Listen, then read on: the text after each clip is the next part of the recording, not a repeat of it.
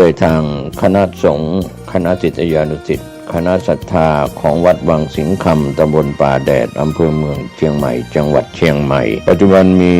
พระครูวิสิตศรีราภรณ์รองเจ้าคณะอำเภอเมืองเชียงใหม่เจ้าอาวาสวัดวังสิงห์คำตำบลป่าแดดอำเภอเมืองเชียงใหม่จังหวัดเชียงใหม่มีอายุวัฒนมงคล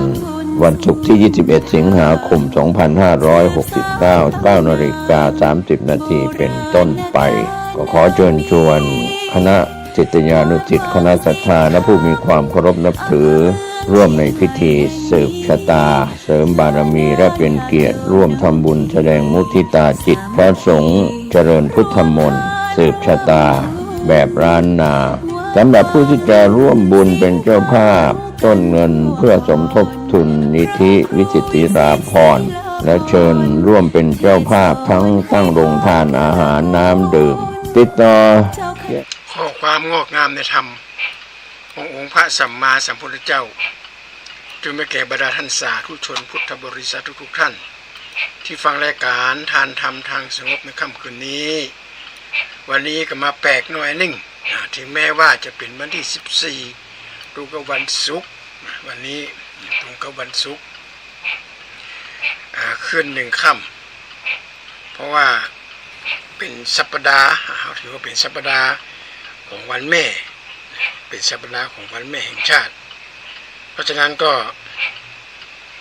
อาตมาภาพก็เลยใช้วิธีเอาเพศพวกครูมนุษย์เมืองเป้าเป็นไปทำธุระแล้วก็แวะมาที่วัดพระสิงห์ก็เลยได้เอามาออกอากาศของปครูสอห่ำพระคุณของแม่ซึ่งขึ้นชื่อว่าศิลปินเนี่ยเปิ่นกระดึงซอเลยหมดละนะปครูมนุษย์เมืองเป้านี่ชื่อเสียงเป็นโด่งดังมาเมื่อนะเป็นดาวค้างฟ้าตอนนี้เปิ่นก็ยังไปซออยู่ถ้าไผ่มีการมีงานมีอย่างกะไปเชิญปครูไปซอเลยเนอะมันพร้อมที่จะไปซอไปกินไปซอห่มกินห่มตาลญาติโยมสาธุชนทั้งหลายที่เขาได้ฟังซอกันตะเกียเป็นห่ำถึงพระคุณของแม่อาการ32ประการเขาเนี้ยร่างกายเขาเนี้ยเป็นนิ้วมือเป็นหูเป็นตาเป็นอย่างเนี้ยที่มันแบบว่าเบาแวงที่มันแบบบอเป็นอย่างเนี้ยมาจากพื้นฐานของพ่อของแม่เปื้อนอยู่เบื้องหลังของความสำเร็จทุกอย่างอาตมาภาพปูอย่ามาอายเลยนะว่าศิลปินหรือว่าผู้ประสบผลสำเร็จในด้านการงานเนี่ยส่วนมากก็มาจากพ่อจากแม่ที่สอนเฮาทางอ้อมสอนทางอ้อมนะญาติโยมไว้สอนโดยตรงบางครั้งทำให้เหมือนก็เป็นคนยากจนกินยังกำเล็กกำน้อยกินบอมอาตมาภาพก็เคยหันอยู่แล้วก็ศึกษาวิชาด้านประวัติศาสตร์ศิลปินแต่ละท่านประสบผลสำเร็จจากครอบครัวที่ยากจนนอนอยู่ในห้องแล้วนะแคบกินข้าวก็เปลี่ยนกันจำเปลี่ยนกันกินผ้าเปลี่ยนกันห่มและศิลปินหรือว่าคนที่เป็นมหาเศรษฐีเนี่ยก็ได้ละเขาสักวันหนึ่งเขาจะต้องร่ำต้องรวยเขามีเงินมีทองเขาจะมายากเกินเหมือนแม่เขาเรียกอภิชาติบุตรคือเหนือก็พ่อเหนือก็แม่กันถ้าหากว่าเฮามัวแต่ไปติป่อที่แม่โอ้บัดตันซาไหมเป็นคนทุกคนจนคนอย่าโอ้ไม่ได้อันนั้นไปสอนทางอ้อมนะญาติโยมขอยกตัวอย่างเช่นหลอดไฟฟ้าที่เขาใช้กันในวันเนี่ยญาติโยมก็โดนภัยเป็นคนผลิตขึ้นมามนุษย์คนหนึ่งนักวิทยาศาสตร์คนเนี้ยไปเรียนหนังสือโรงเรียนพอไปถึงโรงเรียนก็ถามฮะครูครับช็อกทำไมมันเป็นแท่งครับครูก็อธิบายเพราะมันเป็นแท่งมันจะได้เขียนง่ายๆแล้วถ้าเอานั้นเป็นท่อช็อกเป็นน้ำได้ไหมครูก็ด่าทำไมบ้านี่มาซึ้งตึงว่าถามละผลสุดท้ายครูเป็นเลยเขียนจดหมายมาหาแม่ว่าขอเฮือรอนคนนี้เอามาเลี้ยงคนเดียวมันโบไหวละมันซึ้งตึง แต่ว่าแม่ไม่ได้เฉลยให้ลูกรู้อ่ะแม่น้ำตาไหลลูกถามแม่เกิดอะไรขึ้นเลยครับผมไม่อ่านหนังสือไม่เป็นเลยอ๋อลูกจ๋า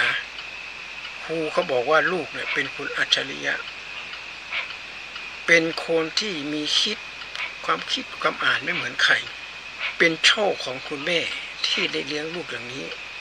แล้วอ่อนคนนี้ก็ดีใจลงดูเก่าอะถามอย่างนั้นแม่ก็อธิบายถามปุ๊บแม่ก็ได้มาไก่อธิบายที่ถามอย่างการอธิบายที่เป็นลูกเข้าใจอะแล้วลูกก็บอกว่าถ้าเราจะทำได้ไหมแม่รอนคนนี้ก็แล้วทดสอบทดลองทุกสิ่งทุกอย่างผลสุดท้ายรอนคนนี้ก็แปลงหลอดไฟฟ้าที่เข้าใจกับปัจจุบันเนี่ยแต่หลอดไฟแต่ก่อนมันมีอยู่แล้วนะ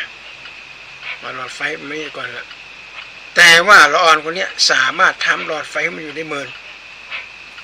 ทำหลอดไฟอยู่ในเมินผลสุดท้ายก็จดทะเบียนเป็นลิขสิทธิ์โอ้โหโด่งดังไปทั่วโลกเขาคุณนั้นคือโทมัสเอดิสันเป็นละออนน้อยที่ถามอยู่นั่นแหละแล้วแม่บัดนี้บอกให้ลูกเลยว่าครูเป็นเขียนจดหมายมาว่าให้ลูกบัดนี้บัดนั้นแม่มาบอกเลยแม่จุเอาลูกว่าลูกเป็นคนหัวอัจฉริยะไม่มีใครจะสอนลูกได้แล้วความมันมาแตกตอนที่แม่เป็นเสียชีวิตโทมัสเอดิสันไปที่ห้องของคุณแม่ไปปะจดหมายฉบับนั้นที่ครูเขียนจารึกส่งถึงแม่โทมัสเอดิสันอ่านหนังสือได้แล้วตอนนั้นอ่านไปน้ำตาไหลไปว่าเด็กคนนี้ใช้การไม่ได้สมองเรียนก็ไม่เข้าใจถามอยู่อย่างนั้นไม่รู้จะถามทำไมจนครูไม่มีอะไรที่จะสอนละครูไม่มีอะไรจะพูดครูไม่มีอะไรจะพูดขอให้แม่เอามาสอนไปเลี้ยงเองหรือเอาเลี้ยงควายที่ผ่านดีกว่าจะได้ง่ายขึ้นโทมัสเอดิสันนี่บอกว่าถ้าแม่พูดความจริงผมก็คงจะเป็นคนโง่ผมเป็นคนโง่จริงๆผมไม่รู้เรื่องของเราเลยในชีวิตนี้เพราะเบื้องหลังคณะญาติโยมสาธุชนทั้งหลายที่ฟังรายการนี้ที่ยังอยู่กับคุณแม่หรือยังแม่ยังมีชีวิตอยู่หรือว่าทำตัวเป็นคุณแม่แต่อย่าไปตามใจลูกคือเหตุและผลกับลูกพระพุทธเจ้าเป็นเรื่องสอนว่าให้ศิลปะวิทยากับลูกในที่ทั้งหกศิลปะวิทยาคือความรู้สอนศิลปะสอนความรู้ก่อนแล้วอย่างอื่นก็ตุยมาถึงจะมอบทรัพย์ถึงมอบมรดกได้ศิลปะวิทยาคือความรู้เนี่ยเอาไปใจไปกินไม่ได้มาเสี่ยงซะง่ายๆกินได้ตลอด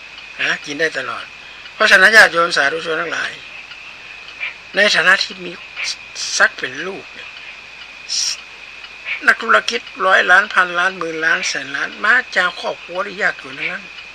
จัดอันดับเศรษฐีอันดับ1ของโลกอันดับ1ของประเทศไทยเฉลียวอยู่วิทยาเป็นเศรษฐีอันดับ1ของเมืองไทยมีทรัพย์สินประมาณ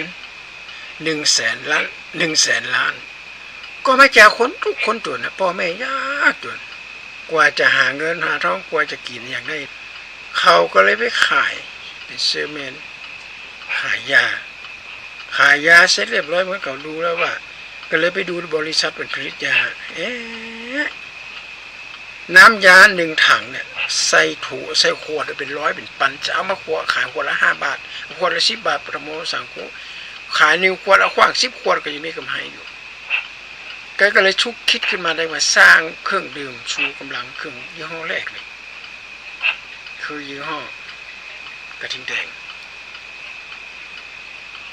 และมีแหมหลายอย่างธุรกิจของเปิดมาจากความยากจนทั้งนั้นจากแม่การที่แม่ทำแบบเนี้ยไม่ใช่ว่าแม่มีทรัพย์สินมีปัญญาแต่เปิดมีความพร้อม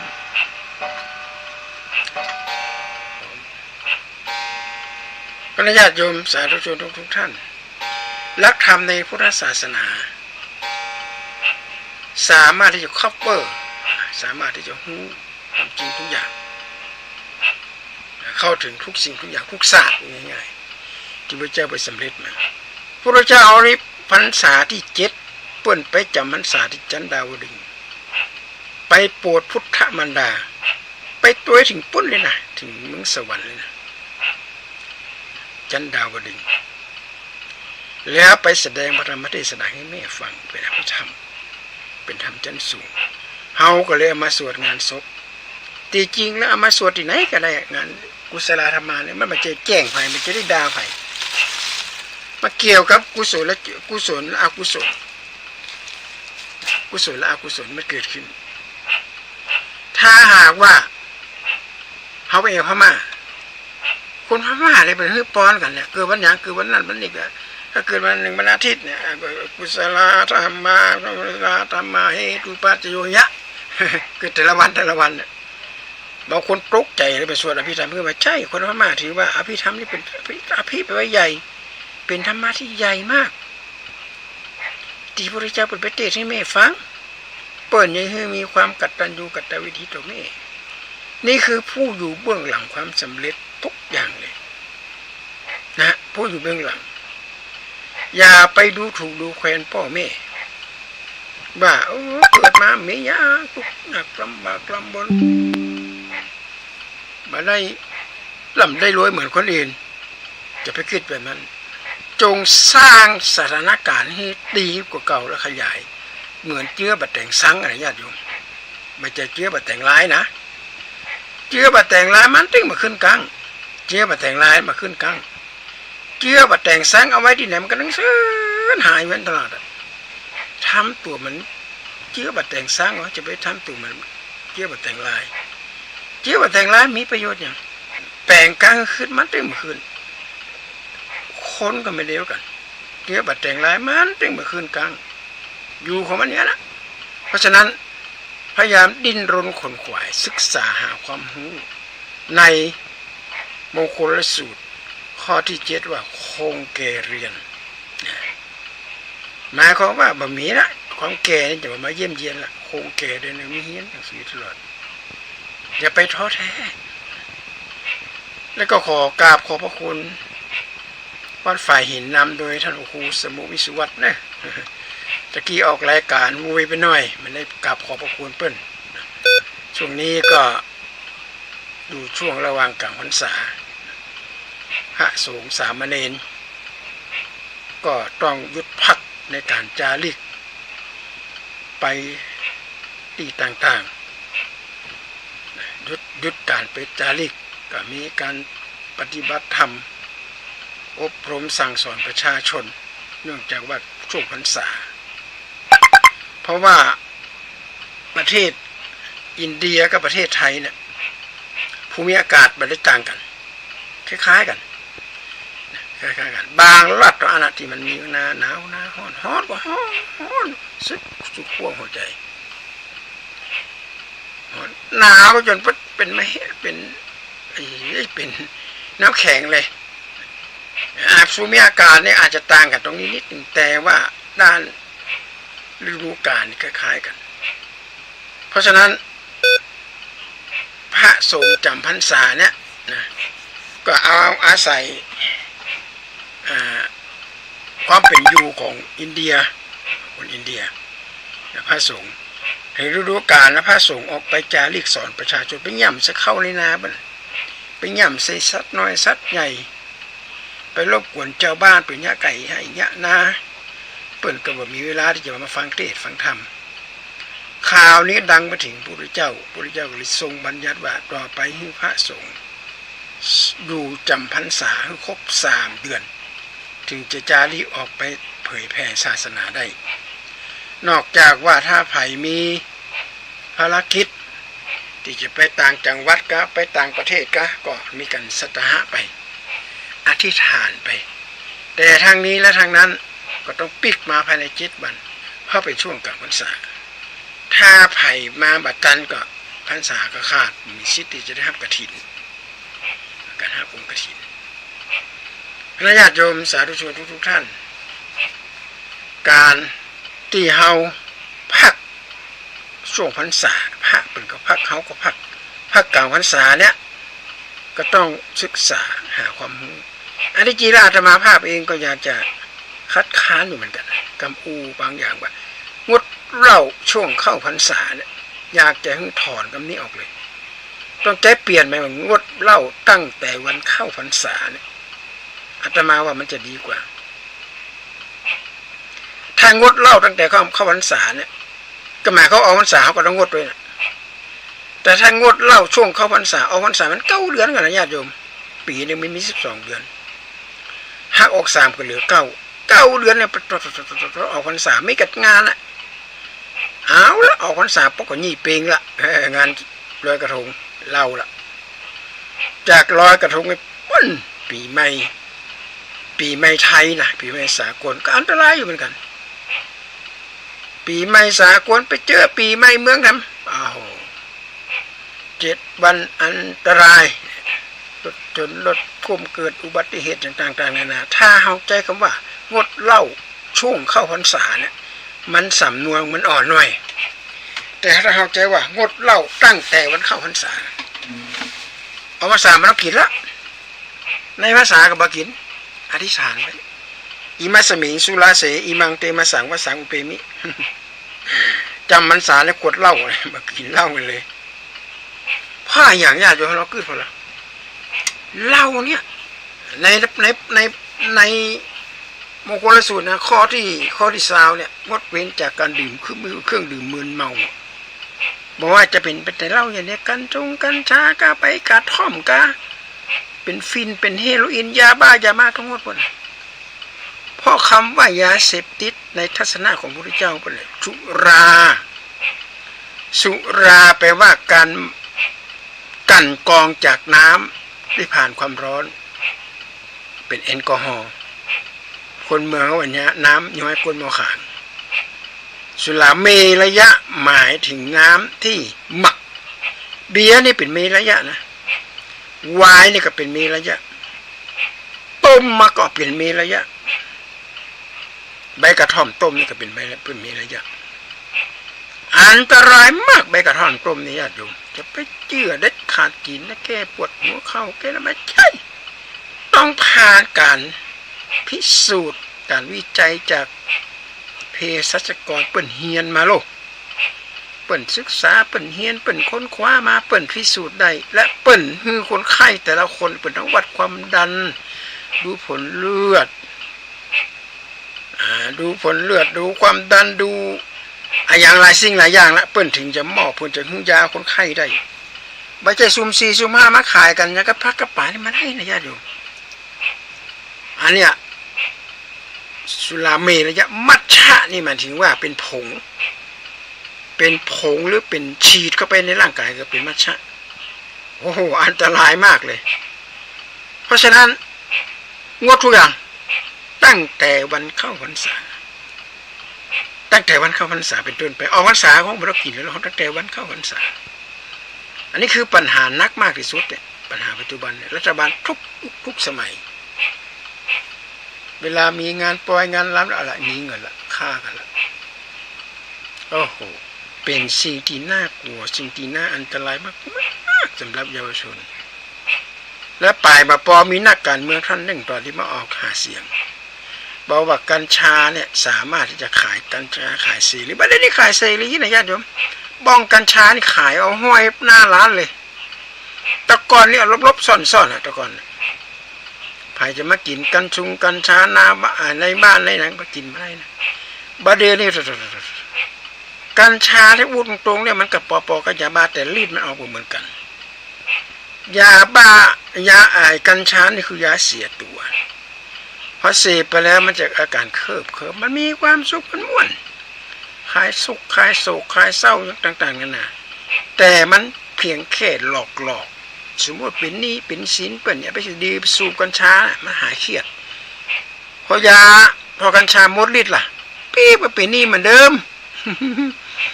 ไม่ใช่กินกัญชาเสร็จแล้วนี่จะหายไม่ใช่เป็นความเข้าใจผิดกันละ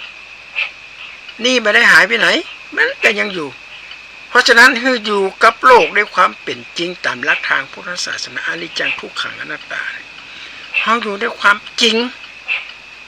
จะไปอยู่แบบหลอกๆนะไปอยู่แบบหลอก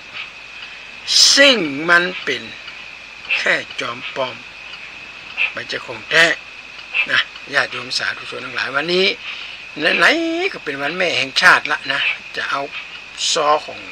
ปกครูมานพเป็นมาออกแล้วเป็นไม่เอาวันนั้นนะ ก็เลยว่าพ่อครู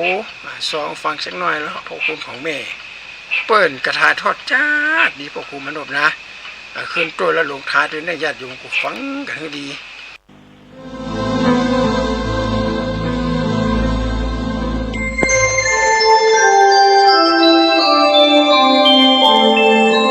ขณะนี้ท่านกำลังฟังสถานีวิทยุกระจายเสียง FM 104.5 เมกะเฮิรตซ์